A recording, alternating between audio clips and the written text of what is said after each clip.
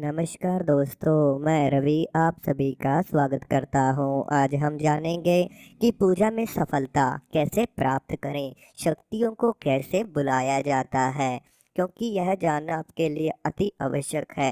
क्योंकि आप लोग पूजा तो बहुत करते हैं, लेकिन पूजा का कोई भी फल जब आपको प्राप्त नहीं होता तो आप लोग निराश हो जाते हो। आप लोग यह सोचना शुरू कर देते हो कि मेरी पूजा में कौन सी कमी है, क्योंकि कुछ नियम आप तोड़ देते हैं, कुछ जो कार्य है जो आप नहीं करते, जिनकी वजह से आपको पूजा का फल पूर्ण रूप से नहीं मिल पाता।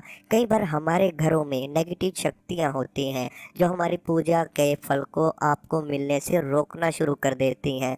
तो ऐसे में आप लोग कैसे उनका समाधान कर सकते हैं, साथ में कैसे आप शक्तियों को आकर्षित कर सकते हैं, कैसे उनको बुला सकते हैं। तो सबसे पहला जो नियम है वो समय का है। जब तक आप लोग एक ही समय पर पूजा पाठ नहीं करोगे, तब तक आपकी पूजा उन देवताओं तक नहीं पहुंच पाती है। जब आप लोग एक ही समय पर निरंतर पूजा पाठ करते हैं तो आपकी पूजा से वो ऊर्जा निकलना शुरू हो जाती है, आपके शरीर में वो ऊर्जा आना शुरू हो जाती है, जिसका फल आपको अपने जीवन में दिखना शुरू हो जाता है।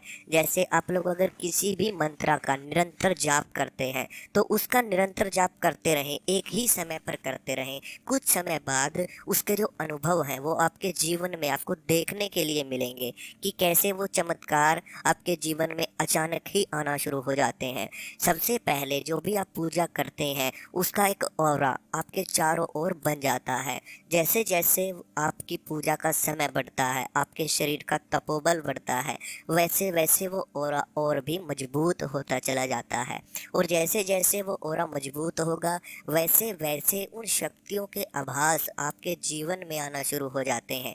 आप लोगों के जीवन में वो चमत्कार आना शुरू हो जाते हैं, आपकी किस्मत बदलनी शुरू हो जाती है, साथ में आप लोगों के काम बनने शुरू हो जाते हैं, जो भी दुख है वो दूर होने शुरू हो जाते हैं, पॉजिटिव विचार आपके होने शुरू हो जाते हैं, आपको कोई भी नेगेटिव विचार नहीं आएगा। साथ में नेगेटिव शक्ति का सामना भी आप लोग तभी कर सकते हैं जब आपका वो ऑरा मजबूत हो सकता है। ठीक है, तो सबसे पहले आप उस ऑरे को मजबूत करें। मजबूत कैसे करेंगे? अपने शरीर का तपोबल बढ़ाएं, अपनी पूजा का समय बढ़ाएं, आप लोग निरंतर पूजा करें, आप लोग एक ही समय पर पूजा करें। जैसे अगर सुबह अगर आप 4 बजे पूजा करते हैं तो अगले दिन भी आप 4 बजे ही पूजा करें। ठीक है, साथ में अब इसी प्रकार से उन देवताओं के नाम से आप भोग भी दे सकते हैं, क्योंकि भोग भी पूजा का ही एक हिस्सा है। तो आप लोग समय पर भोग दें। शक्तियाँ जब आप आ जाएंगे आपके पास, जब आप उनको एक समय पर आप उनको बुलाते हो, वो जागृत होना जब शुरू होंगी, तो आपको उन शक्तियों को भोग भी देना पड़ेगा, क्योंकि कोई भी शक्ति जब आपके पास आती है तो वह आपसे भोग लेगी ही लेगी। ठीक है, तो आप लोग उन शक्तियों को भोग दे सकते हो। भोग कैसे दें? आप लोग उपले की आग पर भोग दे सकते हैं, या फिर आप कपूर जलाकर भी भोग दे सकते हैं। ठीक है, आप लोग अंगारी बनाकर और आप घी की धूप से उनके भोग दे सकते हैं। कोई भी भोग आप ले सकते हैं, जैसे कोई लड्डू, कोई बर्फी, किसी भी प्रकार से आप उनको कोई भी जो भी प्रिय भोग है उन देवताओं का वो भोग आप दे सकते हैं। तो समय पर भोग देना भी बहुत बड़ी पूजा का हिस्सा है। तो साथ में अब आप लोगों को यह भी देखना होगा कि पूजा तो आप करते हैं और आपका मजबूत है, साथ में भोग भी आप उन शक्तियों को दे रहे हैं, क्योंकि जब वो शक्ति आपके पास आएंगी तो वह भोग मांगेगी ही मांगेगी, तो आप उनको भोग दे देते हैं। तो इसके साथ साथ आपको अपने शरीर की पवित्रता भी देखनी पड़ेगी। आप लोगों को अपने शरीर में उस पवित्रता लेके आनी पड़ेगी। आप लोग क्या कर सकते हो? आप लोग किसी के बारे में बुरा अगर सोचते हो तो यह आपके लिए अच्छा नहीं है। आप लोगों के मन में किसी के लिए भी कोई कपट नहीं होना चाहिए, कोई घृणा नहीं होनी चाहिए, किसी के बारे में आपको बुरा नहीं सोचना है। साथ में आप लोग अगर निरंतर किसी मंत्र का जाप करेंगे तो यह सब कुछ नेगेटिविटी बाहर आना शुरू हो जाती है। वह बाहर कैसे निकलेगी? आपकी आंखों के द्वारा, आपके मुख के द्वारा, आपके कानों के द्वारा।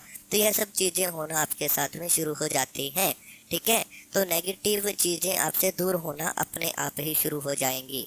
और अगर आप लोग और भी ज़्यादा अनुभव शक्तियों के देखना चाहते हैं तो आप लोग ब्रह्म मुहूर्त के समय में पूजा करें। जो ब्रह्म मुहूर्त का समय है वो सुबह 3 से 5 के बीच का समय है, जिसमें देवी देवताओं की शक्तियां जागृत हो जाती हैं, मंदिरों के पट खोल दिए जाते हैं। तो ऐसे में अगर आप लोग भी पूजा करेंगे तो शक्तियां आपके द्वार तक जरूर पहुंचती हैं।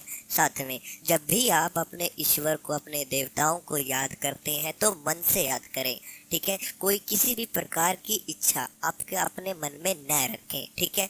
आप लोग कभी भी ये सोच कर न पूजा करें कि मुझे ये शक्ति प्राप्त करनी है, मुझे उस स्थान पर जाना है, या फिर मुझे यह शक्ति से ये कार्य लेने हैं। तो ऐसा आपके मन में जब तक रहेगा तब तक कोई भी शक्ति आपके पास नहीं आ पाएगी। तो आप लोग अपने मन में कभी भी यह न सोचें। तो ऐसे में आप लोग केवल उस भक्ति, जो भी आप भक्ति करते हैं, जो भी मंत्र जपते हैं, जो भी पूजा करते हैं, पूजा करने के बाद सब कुछ उन्हीं देवताओं के नाम से समर्पण कर दीजिए जिनको आप बुलाना चाह रहे हैं, जिनकी आप पूजा करते हैं। अपना मंत्र उन्हीं को समर्पण कर दीजिए, ठीक है। तो जैसे जैसे आप ये सब कार्य करेंगे आपकी पूजा लगनी शुरू हो जाएगी, आपकी पूजा स्वीकार होना शुरू हो जाएगी। तो इसी के साथ साथ बात आती है कि आप जिस स्थान पर पूजा करते हैं वह स्थान भी बहुत महत्वपूर्ण है आप लोगों के लिए, कि क्या वह स्थान जागृत है। क्योंकि जब तक किसी देवता को आप बुलाओगे तो वह स्थान जागृत करना आपके लिए सबसे ज़्यादा आवश्यक है। कोई स्थान जब जागृत होता है तो वहाँ पर देवी देवताओं की शक्तियों का आभास आने शुरू हो जाते हैं। जो भी आप कार्य बोलते हैं उसी प्रकार से देवता उस स्थान पर करना शुरू कर देते हैं। साथ में आप लोगों को यह देखना होगा कि जिस स्थान पर आप जागृत कर रहे हैं, जिस स्थान पर आप पूजा कर रहे हैं, क्या वो पवित्र स्थान है या नहीं है, क्या वहाँ पर अपवित्रता तो नहीं है। तो इस प्रकार से आप लोग अपने पूजा घर में साफ सफाई जरूर रखें। साथ में आप लोग वहाँ पर कुछ खुशबू इत्र का इस्तेमाल भी कर सकते हैं। साथ में आप लोग फूलों का इस्तेमाल भी अपने पूजा घर में कर सकते हैं। साथ में अगर आप उस स्थान को जागृत करना चाहते हैं तो निरंतर किसी मंत्र का वहाँ पर जाप करें। साथ में आप लोग माला का इस्तेमाल भी कर सकते हैं। आप लोग हमेशा आसन पर ही पूजा करें, क्योंकि जिस आसन पर आप निरंतर पूजा करेंगे तो वह आसन जागृत होना शुरू हो जाएगा। जब भी आप उस आसन पर बैठोगे तो वह आसन आपको शक्तियाँ प्रदान करना शुरू कर देता है, ऊर्जा देना शुरू कर देता है। तो ऐसे में वह आसन भी जागृत हो जाता है।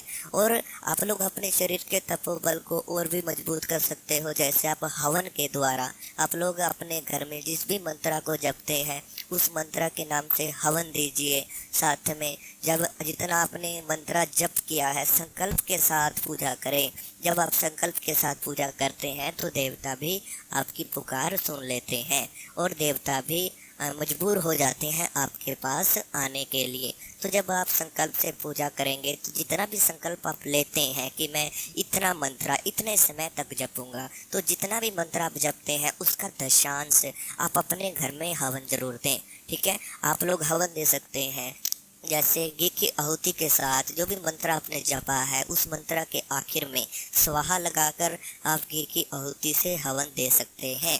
साथ में हवन के बाद जितना आपने हवन किया है उसका दशांश फिर आपको भोग देना है, ठीक है। उसका दशांश आपको भोग देना है, वैसे ही अग्नि में ही भोग देना है। जैसे आपने हवन किया था तो जब आप स्वाहा लगा रहे हैं तो उसमें कुछ भोग ऐड आपको कर लेना है, तो वह भोग आपको स्वाहा के समय पर अग्नि में देना है। तो इस प्रकार से आप हवन दे सकते हैं, भोग दे सकते हैं। वह साथ में अर्पण व तर्पण भी आपको जरूर करना है, वह आपको फिर दान जरूर देना है। उन देवताओं के नाम से दान दीजिए तो आपकी पूजा स्वीकार होना शुरू हो जाती है। साथ में आप इसी प्रकार से आपके घर के जो भी देवी देवता हैं उनकी पूजा सबसे प्रथम करें, क्योंकि जब तक वह आपसे प्रसन्न नहीं होंगे तब तक कोई भी शक्ति आपके पास नहीं आ सकती। आपकी कुल देवी है, आपके कुल देवता हैं, आपके इष्ट देवता हैं, आपके पितर देवता हैं एवं गुरु हैं। जब तक यह सब कुछ आपके साथ नहीं होगा, जब तक इनकी पूजा नहीं करोगे तब तक आप लोगों को किसी भी पूजा में सफलता नहीं मिलेगी। तो इनकी पूजा भी सबसे प्रथम आप लोगों को करनी है। साथ में गणेश जी महाराज का नाम भी आपको स्वयं ही लेना है। साथ में अगर फिर भी आपकी पूजा सफल नहीं होती है तो आपके घर में कोई ना कोई नेगेटिव शक्ति जरूर है, या फिर कोई ना कोई बुरी शक्ति जरूर है जो आपकी पूजा से रोक रही है आप लोगों को। अगर आप अनुभव साधकों के देखना चाहते हैं तो कम्युनिटी गाइड्सलाइन जाकर इस चैनल की चेक करें, आप अनुभव दे सकते हैं। साथ में अगर आपके साथ कोई समस्या है, आपके घर में कोई समस्या है, आप कोई बात करना चाहते हैं अपने बारे में, अपने घर की समस्या के बारे में, तो आप बात कर सकते हैं। बात करने के लिए व्हाट्सएप अपॉइंटमेंट नंबर आपको स्क्रीन के ऊपर दिया हुआ है। आप उस व्हाट्सएप नंबर पर जाकर अपनी समस्या को बता सकते हैं। वह समस्या का समाधान जो भी है आपको तुरंत बता दिया जाएगा। साथ में अगर वीडियो अच्छी लगी हो तो चैनल को सब्सक्राइब जरूर करना। हम मिलते हैं कल आपको एक नई वीडियो के साथ।